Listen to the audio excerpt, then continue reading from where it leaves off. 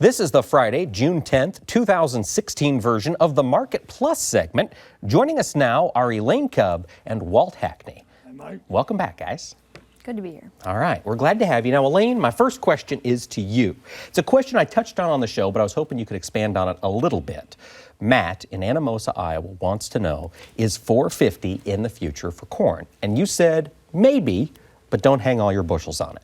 Yeah, absolutely. Do not hang all your bushels on it. But I was really worried that today's report would be, if it came in bearish, like even mildly bearish, that would be the trigger to change the trend. We've had this nice trend of churning higher, but it did not. It was nicely kind of bullish. So the trend is still there. So the trend could continue to churn. And as it happens, in January, I did the statistical calculation that the date with the highest probability of seeing the December corn contracts annual high is June 18th. So, yes, I think we could continue to keep on churning here. Okay. Statistically, what does that mean? That in a year like, and not every year, but in a year of normal abundance, so 2016, when we're expecting to see a normal sort of large crop, that there tends to be a high put in late May or June or early July. And if you average the date of those highs, June 18th is the most likely day to see that. So we'll see. So should I plan on? No, you should average your sales over a number of dates, and if it's not $4.50, still sell it. It doesn't. Let's not get crazy. And you mentioned on the program you're not real excited about getting long again, re-owning somehow on the new crop corn market. I don't understand. There's not really a really bullish fundamental case to be made for corn right now. Not for U.S. corn. There are things like Brazil poultry feeders would even be willing to import U.S. corn at these prices, at the price differential between Brazil and U.S. Africa, sub-Saharan Africa has like $8 white corn right now. So there are little things that logistically U.S. corn cannot fit into them. So really there's nothing really bullish, no upside that would justify, in my opinion, rebuying a call. Yeah. Now, we didn't get a chance on the program to discuss the cotton market, and it has been pretty volatile. We're continuing to see some strength here as we pull into this week. Yeah. Where do you see cotton moving? It's been really stuck in a range, like since the middle of 2014. It's been stuck between 55 and 70 cents.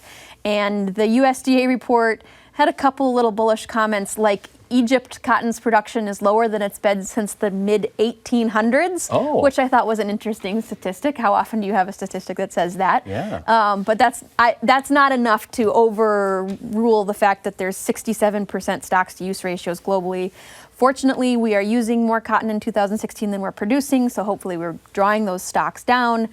And in the U.S., the condition ratings are not great. We've got Texas really struggling with the excess moisture, obviously. Planting is behind pace. So there are reasons why it could churn more towards that 70 cents. I think it could have some upside. Now, with that 67% stocks-to-use ratio in cotton, how much of that is stockpiled in China where the quality is pretty unknown? Yeah, it's definitely an international story more than a domestic story. The domestic cotton stocks are more like 33% stocks-to-use ratio, so it's not as bad. And like I'm saying, there are bullish stories here in the U.S., quality-wise and anything else, but yeah, globally, I don't think we're going to see that market budge too far. Okay. Now, the next question for you is from Shannon at ThePuzzer69 on Twitter. Shannon wants to know, and I think Shannon maybe heard me speak this winter. He says, where are all the guys that said there's no hope for beans? They'll be $7 by harvest of 16. I was one of those bean bears coming into this year. Are we out of the woods on that? Are we seeing a new resurgence in bean demand? Have we set a new floor in here for soybeans at $8.50 and change? No, not necessarily. No. Absolutely there could still be downside risk because there's a lot of this rally is sort of a mystery, honestly, right? Like, a lot of it is driven by the funds, is driven by Chinese demand or feed demand. So it could certainly turn back around. But let's just stop and appreciate how nice it is that we're not still talking about $7 beans. We've had, three extra dollars from where we thought we were going to be in February and March. So this is nice. Yeah, and we're $4.50 over where some of the worst case projections were for this fall. That $7 bean, when we were talking 450 million bushel carry out, plus looking at a boatload from South America, We dodged a bullet. Yeah. Okay. Now, Walt, we were talking earlier on the program about you were seeing some bullish potential coming into this live cattle market, and so much of that's going to depend on demand. When we left the program, you talked about how you expected to see some export shares shifting from pork to beef. Do you think that's being driven by increased wealth in Japan? Is it the break in the beef price? What would cause those Asian countries to start buying beef over U.S. pork? I think it's a cost-driven issue in possibly Japan, but in China. As you're well aware, Mike, the government stepped in and discontinued 20% of the production of pork in China, or in China. That in itself is going to create an issue, and soon, if we're not starting to go into it by the middle or latter part of this summer, I think we will. The problem with that is this issue of rations, the tonnage that we're going to be able to produce at the higher cost of performance, the feed efficiency of these feeding floors is going to start being a costly item for the pork producer. As a result of that, I'm thinking that the average market weight of our hogs is going to drop possibly 10 pounds a head. That doesn't sound big, but when you put it against 2 million head of hogs a week, that's a lot of tonnage to take out of the market. So I think that pork is toward fall, is going to have a potential of coming back around and being a highly competitive product for export, where now they got it, it's, pork went up pretty dramatically. And as a result of that, the dressed beef, as you've seen lately, for a switch, has done some pretty nice moves of its own.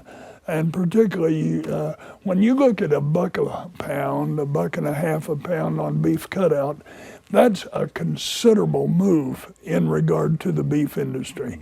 Over here on pork, that thing is the volatility in that pork trade because of this usage factor has been phenomenal.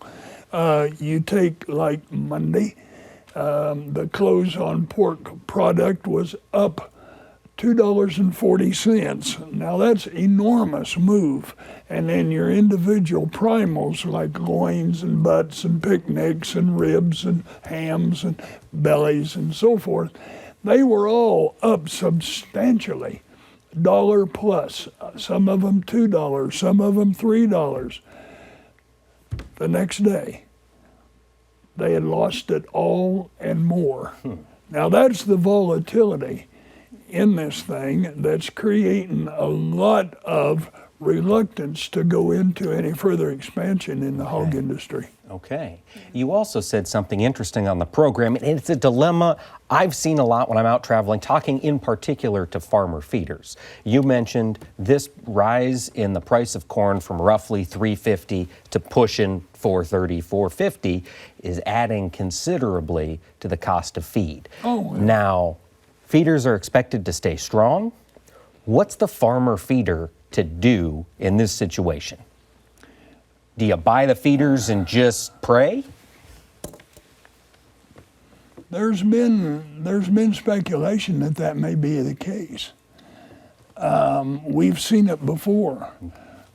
Wouldn't you suggest that we've seen it as recent as 2 years ago when we had feeder calves in October fall delivery up nearly $3 or, if you will, a pound. Yeah.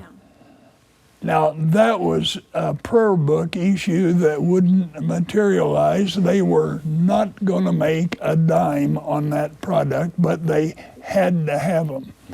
They learned their lesson after $400 or $500 per head loss that they took on those calves after they finished them for the packer. Now, they're losing 100 to 200 now, but it is cattle that's more of a residual issue. They're filtering in on lower, cheaper priced feeders that's brought those losses down. They're still losing a lot of money, but it's about at a level where they're going to hold this feeder cattle market about here, and maybe even through demand show a little bit of activity. Okay. It's that old saying, what's the cattle feeder do when he loses a pile of money on a pen of cattle? Builds another pen. You know, that's how the industry's going. Exactly. All right. That's exactly right. Well, Walt and Elaine, I want to thank you both so much for taking the time to join us this week. We do appreciate it. And Elaine, we have one more question for you before we go. A lot of people ask us, we're interested in the options, but we don't really understand it. So could you explain what is a call and the advantage to using one? Well, a call option is, a financial instrument that you can buy. You pay 25 cents per bushel for a 5,000 bushel financial instrument that will pay you some money. You'll make some money off of this, some profit off of this in your trading account and in a financial account if the market goes up above a certain price that you set on this contract. And if the price does not, if it goes down, you're just out your 25 cents maximum, as an example, right? But these prices are all different. There's an entire strip of prices and strike prices, and it gets complex when you look at the whole matrix of what is available, but the simple instrument is pretty straightforward. You will make money if the market goes up.